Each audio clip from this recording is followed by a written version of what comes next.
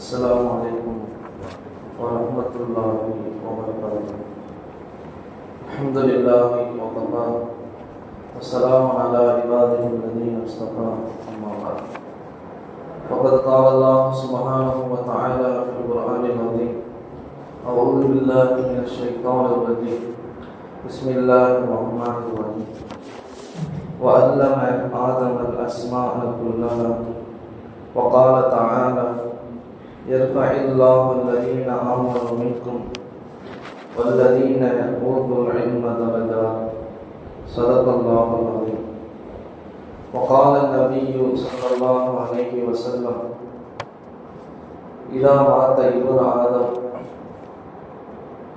انقطع عمله إلا بثلاث: صدقة جارية أو علم ينتفع به أو ولد صالح يدعو له.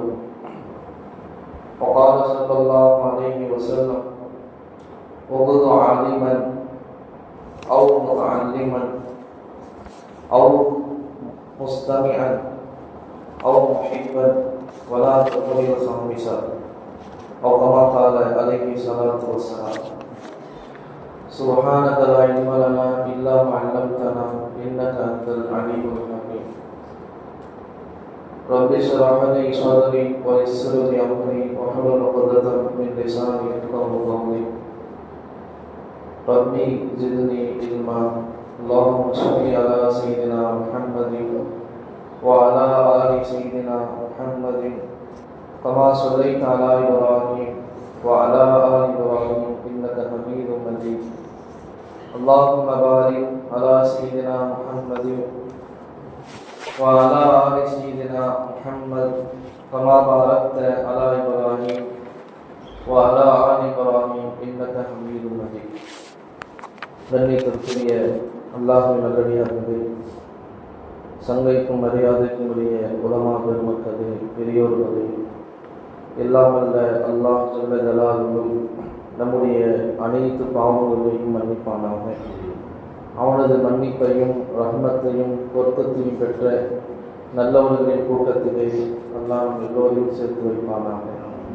கண்ணியத்தை குறித்தானவர்களே, ரமலானுடைய மாதங்கள் முடிந்து பொதுவாக எல்லா ஊர்களிலும் எல்லா நாடுகளிலும் மதரசாக்கள் திறக்கப்படக்கூடிய ஒரு நேரம்.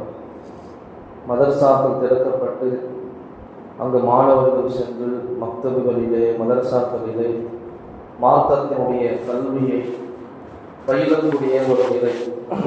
கண்ணித்த குறித்தானவர்களே, மார்க்க கல்வியினுடைய அந்த அவசியத்தை நாம் உணர வேண்டும். பொதுவாக உலக கல்வியை கற்கும் பொழுது அதனால் ஏற்படக்கூடிய பிரயோஜனங்கள் கண்ணுக்கு முன்னால் தெரிகிறது. அதே நேரம் மார்க்க கல்வியை கற்பதன் மூலமாக நமக்கு என்ன பலன் இருக்கிறது என்ற ஒரு கேள்வி நமக்குள்ளே எழக்கூடிய ஒரு நிலை. அதனால தான் அநேகமான பேர் ஓத வைக்கக்கூடிய விஷயங்கள்ல ரொம்ப பேணுதல் காட்டுற அந்த நிலைகள்லாம் குறைவு. நம்ம பிள்ளை ஒரு டாக்டராக, இன்ஜினியராக, கல்வியிலே சிறந்து விளங்கக்கூடிய ஒரு மனிதராக உருவாக்கக்கூடிய அந்த ஆர்வம் என் பிள்ளையே ஒரு ஹாஃபிலாக, ஆலிமாக உருவாக்கக்கூடிய விஷயத்தில் கவனக்குறைவு தான். இது பெற்றோர்கள்ட்ட இருக்கக்கூடிய ஒரு மிக பலகீனம். அந்த பிள்ளைகளுக்கு நம்ம கொடுக்க வேண்டிய இந்த மார்க்க கல்வியை கொடுக்காததின் விளைவு அது பிற்காலத்தில் அந்த பெற்றோர்கள் உணர்றாங்க. ஏதோ இல்லா மாஷா அல்லா, அல்லா நாடிய பிள்ளைகளை தவிர. கண்ணியத்தை குறித்தானவர்களே, எப்படி வேண்டாலும் நம்முடைய பிள்ளையை வளர்க்கலாம் அப்படிங்கிறதல்ல மார்க்கம். இந்த ஒரு கோட்டுல தான் வளர்க்குங்கிறது தான் மார்க்கம். மார்க்குங்கிறது யுசுர், யுரீது பிக்குமுல்லாஹ் யுசுர். அல்லாஹ் லேசா நாடுறான். மார்க்கத்தை கொண்டு எந்த ஒரு கஷ்டமும் கிடையாது. அது நமக்கு கஷ்டமாக ஆக்கப்பட்டிருக்கு, அவ்வளவுதான்.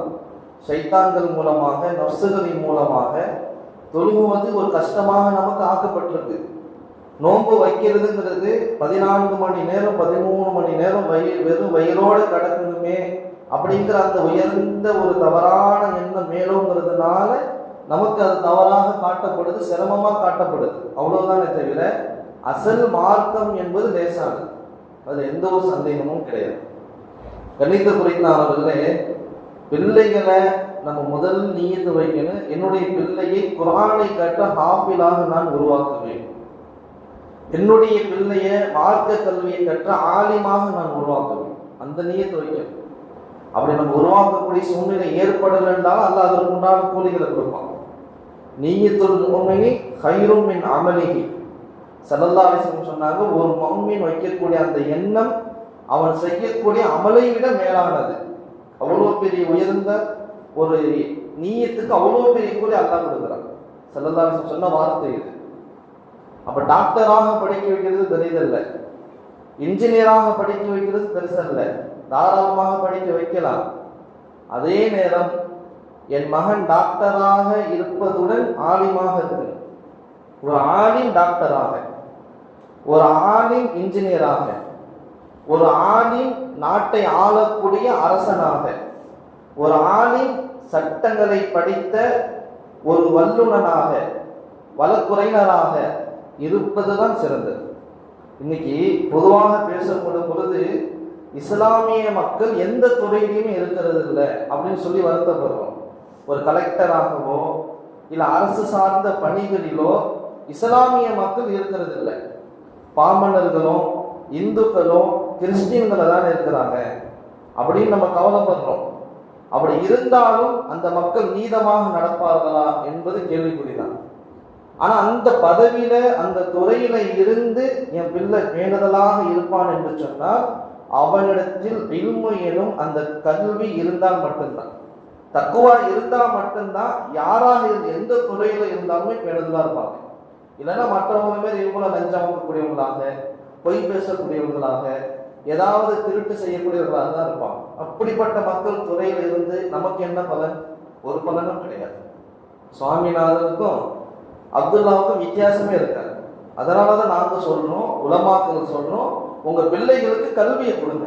அவர் 12th படிக்கட்டும், 12th படிச்சு பெரிய காலேஜில் போய் சேரட்டும், அவர் இன்ஜினியருக்கு என்ன விரும்புறாரோ படிக்கட்டும், ஆனா கல்வியோட கொடுங்க, மார்க்கு கல்வியோட கொடுங்க. அந்த பிள்ளை காலேஜில் இருந்தாலும் பேணுதலான வாழ்க்கை அவன் வாழ்வான். அந்நிய பெண்கள் கோ எஜுகேஷனாக இருந்தாலுமே கூட அந்நிய பெண்களோடு அவன் வைக்கக்கூடிய அந்த தவறான உறவை விட்டும் பாதுகாக்கப்படுவான். எப்போ? அல்லாஹுடைய இறையச்சமும் இந்த மார்க்க கல்வியும் ஒரு சேர இருக்கும் பொழுது.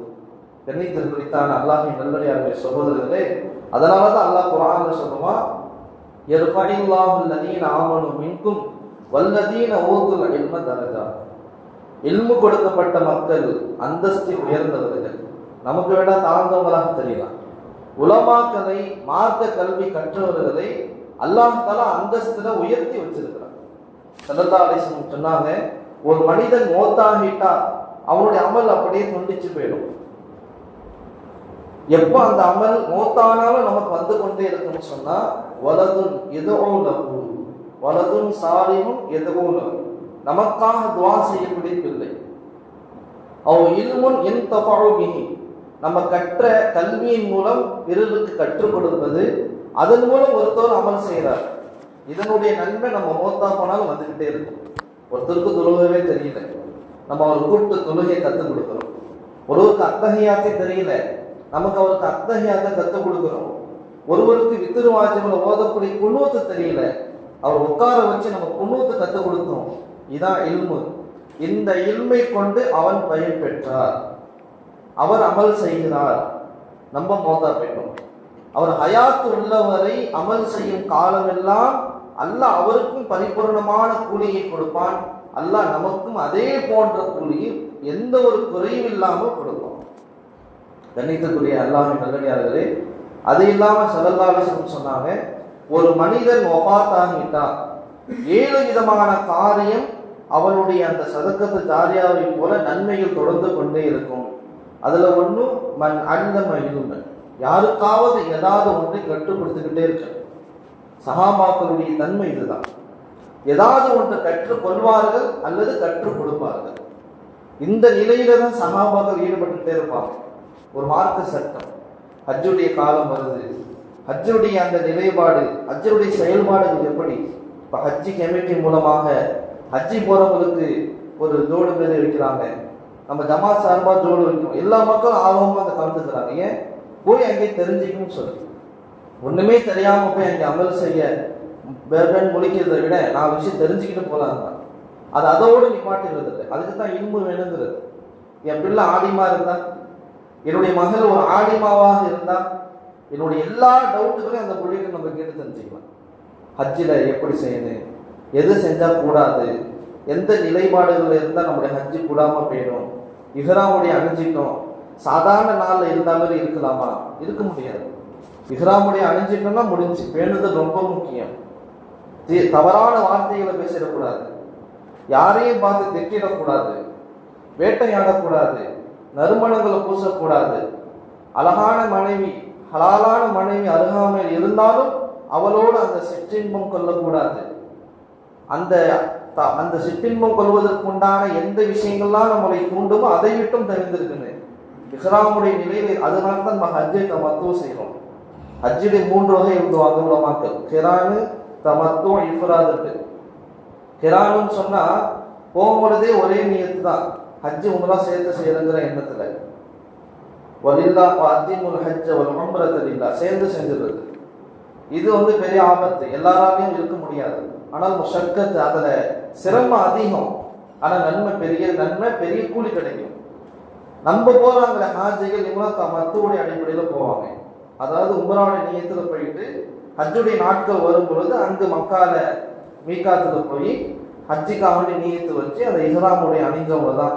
அந்த 5 நாள் என்ன செய்யக்கூடாது, கட்டக்கூடாது. பிறை 9, 10, 11, 12, 13 இவ்வளோ நாள் அவங்க பேணுதலாக மீனால தங்குறதுக்கு, அரஃபால தங்குறதுக்கு, முஸ்தலிஃபாவுக்கு போகணும். பல அமல்கள் இருக்கு. இல்மு இருந்தால் மட்டும்தான் எல்லாமே நம்ம பேணுதலா இருக்க முடியும். அந்த மார்க்க கல்வியை கற்கிறதுல யாருமே வெட்கப்படக்கூடாது. அல்லாஹ் 2 பேருக்கு அல்லாஹ் இல்மு கொடுக்க மாட்டான். ஒன்று முஸ்தக்பிர், பெருமை அடிக்கிறவங்க, எனக்கு எல்லாமே தெரியும். ஒண்ணுமே தெரியலன்றாலும் எனக்கு எல்லாமே தெரியும் பெருமை அடிக்கிறது. பெருமை அடிப்பவர்களுக்கு அல்லாஹ் இல்மு கொடுக்க மாட்டான். 2வது முஸ்தஹீன், வெட்கப்படக்கூடியவங்களுக்கு அல்லாஹ் இல்மு கொடுக்க மாட்டான். வெட்கப்படுறதுனா என்ன? ஒரு விஷயத்த தெரியல, அதை கத்துக்கிட்டு எப்படி போய் கேட்கறது? அதிர்த்த போயிட்டு வயசு 55 ஆயிடுச்சு, இப்போ போய் அதிர்த்த போய் அஜித் அதை என்னன்னு சொல்லி கொடுங்கன்னு கேட்டால் அவர் என்ன நினைப்பாரு? என்னடா இவ்வளோ காலம் வாழ்ந்துருக்காரு, இது கூட தெரியாம இருந்தாரு அப்படின்னு அவர் நினைச்சுடுவாரு. அப்படிங்கிற வெட்கப்படுறாரு. அப்படிலாம் வெட்கப்படக்கூடாது. கல்வி கற்கக்கூடிய விஷயத்துல வயசு வரம்பு எதுவுமே கிடையாது. எவ்வளோ காலம் வேண்டாலும் கற்கலாம். சூரத்துல் பக்கரா ஏறத்தாழ ஒரு 2.25 ருது கொண்ட சூரத்துல் பக்கராவை 8 வருஷம் ஹஜ்ரத் உமர் ரலியல்லாஹு அன்ஹு தஃப்சீரோட அர்த்தத்தோட அமல் செஞ்சு அதை ஓதுனாங்க. 8 வருஷம் சூரத்துல் பக்கராவை மட்டும் அமல் செய்யறதுக்கு. அதுதான் இல்முடைய மகத்துவம். இல்மு இருக்கே பஹரி, கடல் போன்றது, அது வந்துகிட்டே இருக்கும். அதனால தான் சையதுனா அலி ரலியல்லாஹு அன்ஹு சொல்லுவாங்க, இல்மை கற்கக்கூடிய விஷயத்துல ஏன் நம்ம பின்வாங்குறோம்? ஏன் நம்ம பின்வாங்குறோம்னு சொன்னா, முதல்ல எனக்கு சபருடைய நேரத்துல நான் எப்படி இருக்குன்னு, அல்லாஹ் கொடுத்த நேமத்துல நான் எப்படி நன்றி செலுத்துறது, இந்த இல்மெல்லாம் நான் தெரிஞ்சுக்கணும்னு ஆசைப்பட்டாதான் நான் இல்மையே கற்கிறதுக்கு வரும். எனக்கு எதுவுமே ஆசை இல்லை, எப்படி இல்மை கற்கும்? அதனால இல்மை கற்கும் சொல்றது உலமாக்களை அல்லாஹ் இவ்வுலகிலும் சரி மறு உலகிலும் சரி கண்ணியப்படுத்துவோம். ஸல்லல்லாஹு அலைஹி வஸல்லம் சொன்னாங்க, உகுது ஆலிமன், இல்மை கற்கக்கூடிய ஒரு ஆலிமாக நீங்க இருங்க. கற்ற ஆலிமாக அல்லது கற்றுக்கொண்டிருக்கக்கூடிய ஒரு மாணவனாக, 2மே இல்லை. அப்பப்போ உலமாக்களோடு உட்கார்ந்து அவங்க சொல்லக்கூடிய உபதேசங்களை கேட்கக்கூடியவனாக, அப்படின்னு இல்லையா உலமாக்களை நேசிக்கக்கூடியவர்களாக இருங்க. வலா தக்கூனில் சாமிசா, 5வது நபராக ஆகிவிடாதீர்கள், இவர்கள் அழிக்கப்பட்டுள்ளீங்க. உலமாக்களை வெறுப்பது, இல்மை வெறுப்பது, மார்க்க கல்வியை தூரமா வைங்க, விஷயத்துக்கு வாங்குங்கிறது, இதெல்லாம் இருக்குது ரொம்ப ஆபத்து. இன்னைக்கு மீராசுடைய அந்த சொத்து பாக பிரிவினை சட்ட நேரத்துல இன்னைக்கு மார்க்கப்படி பிரிக்கப்படுதா, தாய் இஷ்டத்துக்கு பிரிக்கப்படுதா? வசியத்தம் மினல்லாஹ், அல்லாஹ் சொல்லுவான், பாக பிரிவினை சட்டத்தை இதை அல்லாஹ் ஏற்படுத்தியும் கொண்டிருந்தான். நம்ம இஷ்டத்துக்கு அல்லாஹ் கொடுக்கல. என் பிள்ளை ரொம்ப நாள் பார்த்துக்கிட்டான், நீ கூடுதலாக வச்சுக்க, இந்த பையன் என்னை பார்க்கவே இல்லை அதனால் உனக்கு தரவே மாட்டேன்னான்னு சொல்கிறது. இப்படியாக நம்ம இஷ்டத்துக்கு ஒன்று ஒன்றா நடந்துக்கும். அதனால தான் அல்லாஹ் சொன்னால் வசியத்தம் மினல்லாஹ், பாக பிரிவினை சட்டம் இது அல்லாஹ் ஏற்படுத்தியது. கணிதல் குறித்தானவர்களே, எந்த அளவுக்குன்னு சொன்னால், ஒரு மனிதன் வஃபாத்தாகிட்டான், நம்ம செய்ய வேண்டிய முதல் கடமை என்ன தெரியுமா? அவனுக்கு உண்டான தக்ஃபீன், மையத்துக்கு உண்டான அடக்கம் செய்யக்கூடிய செலவை முதல்ல செய்யணும். இதான் மார்க்க சட்டம். கபரு வெட்டுறது, கஃன் துணி வாங்குறது, என்னென்ன செலவு இருக்குதோ எல்லாத்தையும் செஞ்சிருக்கு. ரெண்டாவது செலவு, அந்த மையத்துடைய சொத்திலிருந்து அந்த மையத்து மரணத்தின் பிறகு அந்த மையத்துக்கு கடன் இருக்குதா முதல்ல பார்க்கணும். நிறைய பேர்கிட்ட கடன் வாங்கியிருக்காரு, கடன் கொடுக்க வேண்டியது இருக்கு அப்படின்னு சொன்னா அவருடைய சொத்திலிருந்து எவ்வளோ கடன் வாங்கினாரோ அதை எடுத்து கொடுத்துருக்கு. மூணாவது, அவர் வசியத்தை ஏதாவது செஞ்சிருக்கிறாரா? நான் பள்ளிக்காக ஒரு 50,000 கொடுக்குறாங்க, ஏதாவது ஒன்று வசியத்து மாரி செஞ்சிருக்கிறாரா? கவனிக்கும். ஆமா செஞ்சிருக்கிறாரா, அதை நிறைவேற்று. இந்த 3 முடிஞ்ச பிறகுதான் எவ்வளோ பாக்கி இருக்கு அந்த சொத்தை எடுத்து எத்தனை பிள்ளைங்க அவங்களுக்கு கணக்கு போட்டு சட்டத்தின்படி பிரித்து கொடுக்கணும். அதே நேரத்தில் இஸ்லாம் சொல்றது, ஒரு பையன் தன்னை வளர்த்தாங்கிறதுக்காக வேண்டி கூடுதலாக கொடுத்துட முடியாது. ஆனால் எல்லா சகோதரர்களும் ஒத்துக்கிறாங்க, ஆமாம் என் பெரிய அண்ணன் தான் எங்கள் அத்தாவையும் எங்கள் அம்மாவையும் மௌத்தா போகிற வரைக்கும் வச்சிருந்தாரு, அவருக்கு கூடுதலாகவே கொடுங்க. எல்லா சகோதரர்களும் ஒத்துக்கிட்ட பிறகுதான் இவருக்கு கூடுதலாகவே கொடுங்க. இதான் மார்க்க சட்டம். எந்த அளவுக்கு வசியத்தை செய்யக்கூடாது? ஒரு மரணித்தவர் என் புலவனுக்கு எவனும் என்ன பார்க்கல, ஒருத்தவனுக்கும் ஒன்றும் கிடைக்கக்கூடாதுன்ட்டு ஏதாவது வசியத்தை செஞ்சுறது. என்னுடைய 10 ஏக்கரையும் நான் எல்லாத்துக்கும் அல்லாஹ் காட்டி கொடுத்துக்கிறேன்றது, இந்த எண்ணத்தில் வசியம் செய்யறது. இது மார்க்க சட்டப்படி அவர் செய்திருந்தாலும் அது கூடாது. கணிதம் குறித்தார்கள். அப்போ மீராசுடைய சட்டம் இன்னைக்கு தெரியல. ஆண் பாகம் 2, பெண் பாகம் 1 தான். இதுதான் சட்டம். ஏன் பொம்பளை பிள்ளைக்கு 1, ஆம்பளை பிள்ளைக்கு 2? பொம்பளை பிள்ளையை விட ஆம்பளை பிள்ளைக்கு தான் பொறுப்பு அதிகம். அதனால தான் அல்லாஹ் தஆலா லிதக்கரி மிஸ்லு ஹல்லில் உன்சையைன், இரு பெண்களுடைய பாகம் ஒரு ஆணுக்கு சொந்தமானதுன்னு அல்லாஹ். 20,000 ஆணுக்குன்னா 10,000 பொம்பளை பிள்ளை. அதே நேரத்தில் தாய் தந்தை இப்படியா வசலாம் போவோம், நீண்டுகிட்டே போவோம். வாரிசுடைய சட்டத்தை நம்ம தெரிஞ்சுக்க ஆசைப்பட்டோம்னு சொன்னா சூரா நிசாவினுடைய 11வது ஆயத்து 12வது ஆயத்தை படிங்க, தர்ஜுமா எடுத்து படிங்க, விளக்கங்களை கேளுங்க உலமாக்கள்கிட்ட. இந்த சட்டத்தின் பிரகாரம் நீங்க சொத்து பிரிங்க, அது பெரிய பரக்கத்து இருக்கும். நம்ம இஷ்டத்துக்கு பிரிச்சோம், அதுல பரக்கத்து இருக்காது. பெரிய சொத்து வந்தாலும் தெரியும், டக்குன்னு காலையானவர்கள் தெரியும். கணித குறித்தானவர்களே, அப்ப செல்வத்தை முன் வச்சு இன்னைக்கு நாங்கள் படிக்க வைக்கிறோம். எல்லாருமே படிக்க வைக்கிறாங்க. ஏன் படிக்க வைக்கிறாங்க தெரியுமா? வெளிநாட்டு போய் நல்லா சம்பாதிக்கணும். இன்னைக்கு படித்தவங்களுக்கு எத்தனையோ பேருக்கு வேலை இல்லாமல் விசிட்டிங்கில் போய் திரும்பி வராங்க. நான் அடிக்கடி சொல்லியிருக்கிறேன், இங்கிலீஷ் பேச தெரியல, 3 வருஷம் காலேஜ் போயிட்டு வரான், ஏதோ தத்தபூத்த இங்கிலீஷ் தான், ரொம்பலாம் பெருசானா ஆட்டோமேட்டிக்காக அப்படி நார்மலாக பேச தெரியல. ஏதோ திறமையாக உள்ள பிள்ளைங்க தான் பேசுது, திறமையாக உள்ள பிள்ளைங்க தான் படிச்சுக்குது. மற்றதெல்லாம் ஓடுது, ஒடியாருது, காசு கேட்குது, கேட்கும் போதில் அவங்க எடுத்து கொடுக்குறாங்க. அவன் சிகரெட்டு பிடிக்க வாங்குறானா, படிக்கிறதுக்கு வாங்குறானா, சாப்பிட்றதுக்கு வாங்குறானா, சுற்றுறதுக்கு வாங்குறானா தெரியாது. சென்னையில் படிக்கிறான், சதர் காலேஜில் படிக்கிறான், இந்துஸ்தானில் படிக்கிறான், கிறிஸ்டனில் படிக்கிறான், பெருமையாக சொல்லிட்டு இருக்கும். மாதத்துக்கு 2 லட்சம் 3 லட்சம், வருஷத்துக்கு எவ்வளோ கொடுத்து படிக்க வைக்கிறோம். அந்த பிள்ளை நமக்கு எவ்வளோ சம்பாரிச்சு கொடுக்குறது? ஒரு 10 லட்ச ரூபா செலவு செஞ்சால் என் பிள்ளை ஒரு 20 லட்ச ரூபா எனக்கு சம்பாரிச்சு கொடுக்குன்னு ஆசைப்படுறோம். வெளிநாட்டுக்கு போகிறோம், வேலை இல்லை. படிக்கிறது ஒன்றா இருக்கு, வேலை பார்க்கறது ஒன்றா இருக்கு. இன்னைக்குள்ள நிலைமை அப்படித்தான். ஏன்? செல்வத்துடைய மோகம். செல்வத்தை சம்பாதிக்க கூடாதுன்னு நல்லா சொல்லலை, செல்வத்தின் மீது பிரிய வைக்கக்கூடாதுன்னு தான் எல்லாம் சொல்லலாம். அளவு கடந்து பிரிய வைக்கக்கூடாது. செல்வத்தை சம்பாதிக்க வாழ்க்கைக்கு தேவை. ஜஅலல்லாஹு லக்கும் கியாமா அல்லாஹ் சொல்றான். செல்வம் வாழ்க்கையின் அடிப்படை அஸ்திவாரம். அப்ப செல்வம் இல்லாம உலகத்தில் ஒன்றுமே நடக்காது. உண்மையான விஷயம் தானே. ஒரு தொப்பி நாங்களே ஒரு ஜிப்பா வாங்கினாலும் காசு கொடுத்து தான் வாங்கணும், தையல் கூலிக்கு காசு கொடுத்து தான் ஆகணும், வீடு கட்ட செங்கலுக்கு காசு கொடுத்து, எல்லாமே தானே ஆட்டோமேட்டிக்காக வராது. அல்லாஹ் சொல்றான், பொருளாதாரம் உங்கள் வாழ்க்கையோட அஸ்திவாரம், அடிப்படை தேவை. ஆனா அதன் மீது உண்டான ஆள் பிரியம் இருக்கக்கூடாது. அதுதான் அல்லாஹ் சொல்றான். பெரிய ஒரு வருமானம் வர வேண்டியது லாஸ் ஆயிடுச்சா, அல்ஹம்துலில்லாஹ். நம்ம நினச்சிக்கிட்டு இருந்தால் ஒரு 10 கோடி தான் வருமானம் வருது, அதை தாண்டி வந்துருச்சு 50 கோடி, அல்ஹம்துலில்லாஹ்னு சொல்லுவோம். எல்லா நிலையிலுமே கரெக்டாக இருந்துக்கணும். அதான் இஸ்லாம். கணிதம் குறித்தானவர்களே, அப்போ செல்வத்தின் மீது மோகம் கொள்ளக்கூடாது. செல்வம் சிறந்ததா இல்மு சிறந்ததானா? இல்மு தான். சையதுனா அலி ரலியல்லாஹு அன்ஹு சொல்லுவாங்க, அல் இல்மு மீராசுல் அன்பியா. இல்மு இருக்குதே, இது நபிமார்களுடைய வராசத், நபிமார்களுடைய சொத்து. வல் மாலு மீராசுல் ஃபராயினா. செல்வங்கிறது ஆட்சியாளர்களுடைய சொத்து. இல்முக்கும் மாலுக்கும் வித்தியாசப்படுத்துறாங்க அலி ரலியல்லாஹு அன்ஹு. அடுத்ததாக சொன்னாங்க, அல் இல்மு லா யன்குசு பின் நஃபகா. ஒருத்தருக்கு நான் இல்மை கொண்டு கற்றுக் கொடுக்குறேன், அது கொண்டு குறையாது, அல்லாஹ் அதிகப்படுத்திக்கிட்டு தான் இருப்பான். வல் மாலு யன்குசு.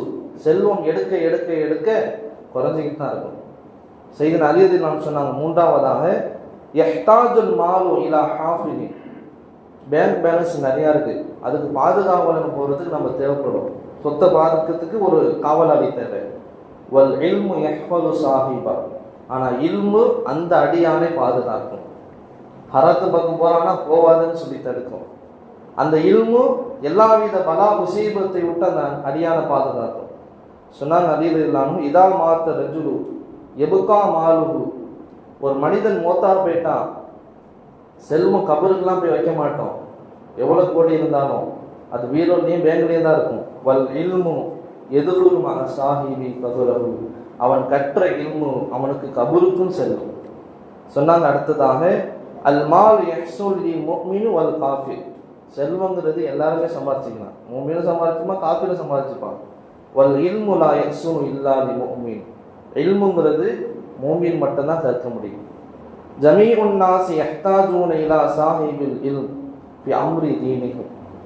உலக காரியம் இல்லை, மார்க்க காரியத்துக்காக எல்லாருமே உலமாக்களை அணுகி ஆக வேண்டும். திருமணம் செய்யணும், பிள்ளைக்கு பேர் வைக்கணும், வீடு கட்டணும், அதிகால் வைக்கணும், துவா ஓதணும், அது ஓதணும், இது ஓதணும், ஆலிம்ஸா தேவை, அதிர்த்துமார்கள் தேவை. வலா யஹ்தாஜூன இலா சாஹிபில் மால். ஆனால் செல்வந்தர்களுக்கு யாருமே தேவையுங்களும் ஆக மாட்டாங்க. அவன்கிட்ட என்ன காசு, என்கிட்ட தான் காசு இருக்கு, போயிட்டு இருப்பார். அவர் என்ன ஆரம்பிச்சா, நானும் தான் ஆரம்பிச்சா அப்படின்னு சொல்ல மாட்டார். வாங்குதல், வீடு கட்டியிருக்கேன், துவா செய்யும், புது கார் வாங்கியிருக்கேன், பிஸ்மில்லான்னு தான் ஸ்டார்ட் பண்ணி கொடுங்க, அஜித்துட்டு தான் வருவார்.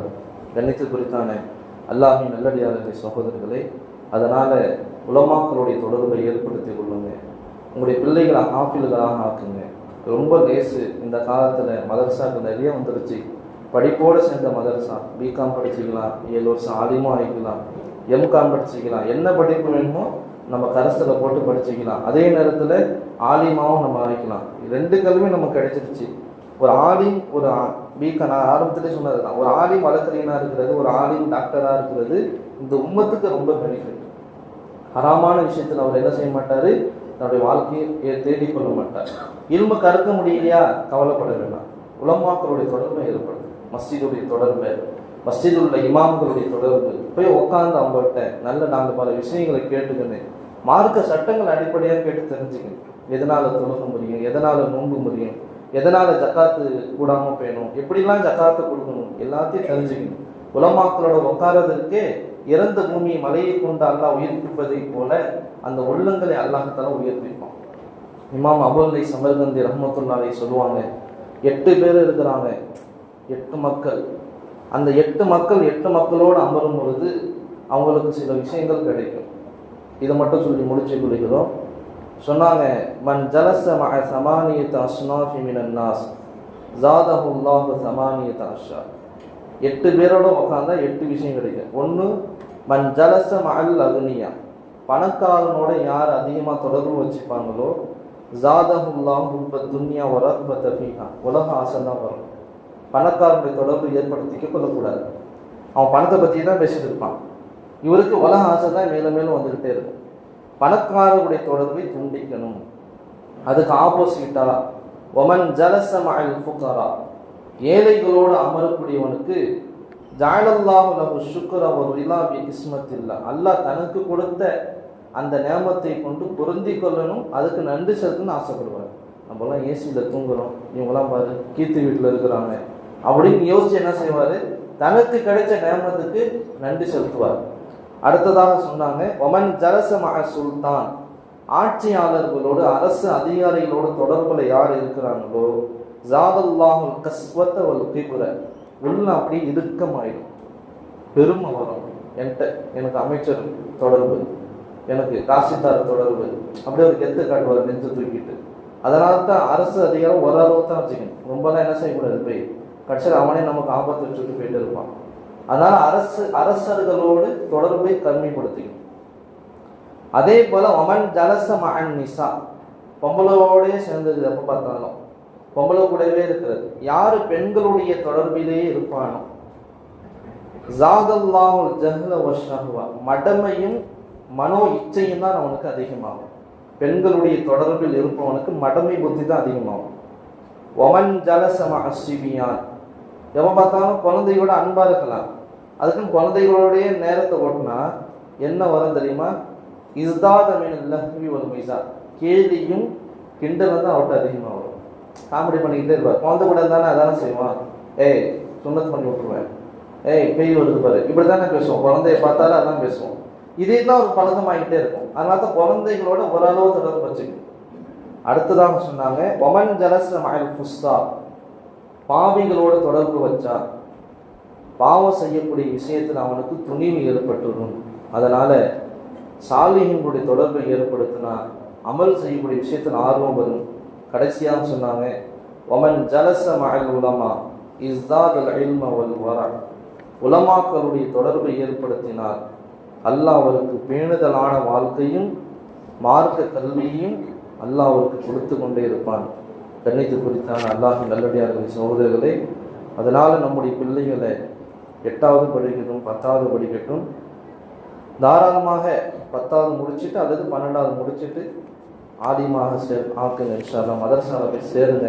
உலக படிப்போடு சேர்ந்த மதரசா எவ்வளோ வந்திருக்கு, உலமாக்கிட்ட மசூரா பண்ணுங்க. அல்லாஹ் தாலா வாழ்க்கையை சிறப்பாக்கி வைப்பான். எல்லாம் அல்லாஹ் தாலா விளங்கி அமல் செய்யக்கூடிய மக்களாக நம்மளை ஆக்கி வைப்பானாங்க. ஆலிம்களை கண்ணியப்படுத்தக்கூடியவர்களாகவும் அவர்களோடு நெருக்கமாக தொடர்புடையவர்களாகவும் அல்லாஹ் நம்மளை ஆக்கி அருள் புரிவானாக. ஆமீன். வாஹிரு தஅவானா அல்ஹம்துலில்லாஹி ரப்பில் ஆலமீன். அஸ்ஸலாமு அலைக்கும் வரஹ்மத்துல்லாஹி வபரகாத்துஹு.